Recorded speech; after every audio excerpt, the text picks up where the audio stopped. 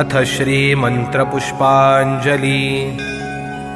ॐ यज्ञेन यज्ञमयजन्त देवास्तानि धर्माणि प्रथमान्यासन्।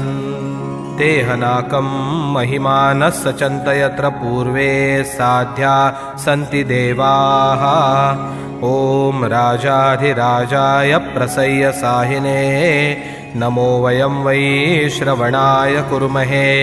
समे कामान् कामकामाय मह्यं कामेश्वरो वै श्रवणो ददातु।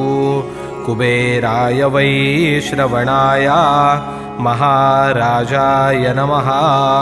ॐ स्वस्ति साम्राज्यं भौज्यं स्वराज्यं वैराज्यं पारमेष्ठ्यौ राज्यं महाराजमाधिपत्यमयन् समन्तपर्यायी स्यात् सार्वभौमः सार्वायुष आन्तादापरार्धात्।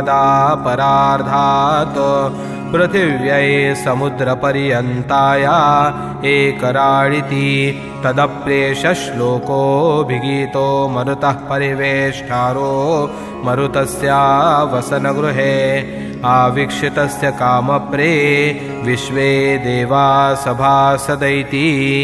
ॐ एकदन्ताय विद्महे वक्रतुण्डाय धीमहि तन्नो दन्तिः प्रचोदयात्। ॐ